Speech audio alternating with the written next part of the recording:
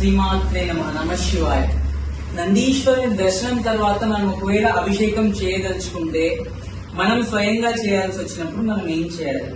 ముందుగా ఈ శివలింగంలోనే కైలాసం మొత్తం ఉంది. ఇది కైలాస స్వరూపం, లింగ స్వరూపం. ఇందులో మనకు ఇటుపక్కన చూసినట్టయితే ఇక్కడ గణేశుడు ఉంటాడు. ఓం గం గణపత ఏ నమ. ఇటు పక్కన కార్తికేయుడు ఉంటాడు. శంచరవణ భవాయ ఏ నమః. మధ్యలో ఇక్కడ బాలా త్రిపుర సుందరి, అశోక సుందరి అమ్మవారు 3.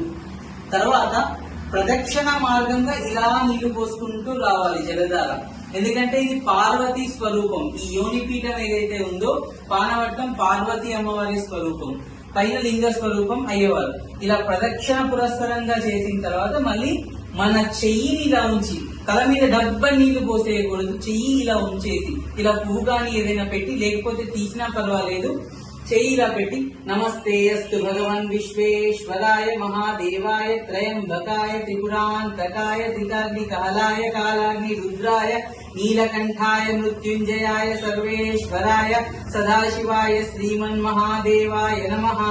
మృత్యుంజయాయ రుద్రాయ నీలకంఠాయ శంభవే అమృతేశాయ శర్వాయ మహాదేవాయ తే నమః.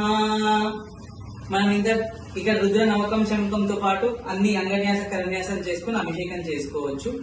ఇది అభిషేక విధి స్వామివారికి.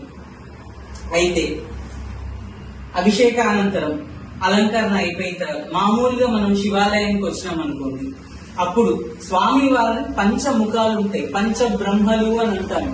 అది ఎలా? ఇది తూర్పు, ఇటువైపు స్వామివారు తూర్పుకు చూస్తున్నారు.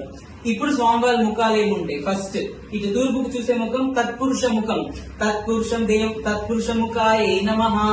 ఇటు పక్కకు దక్షిణాన్ని చూస్తున్న ముఖం ఉంటుంది, అఘోర ముఖాయ నమః. అదే పశ్చిమంలో సద్యోజాత ముఖం, సద్యోజాత ముఖాయ నమః. ఇటు పక్క చూసేది వామదేవ ముఖం, వామదేవ ముఖాయ నమః. పైన ఈశాన ముఖం, ఈశాన ముఖాయ నమః.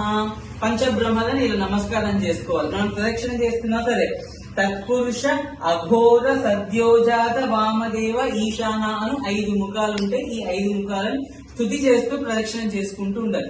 ఈసారి మీకు నెక్స్ట్ శివాలయంలో ప్రదక్షిణ విధానం ఎలా ఉంటుందో నేను చేసి చూపిస్తాను.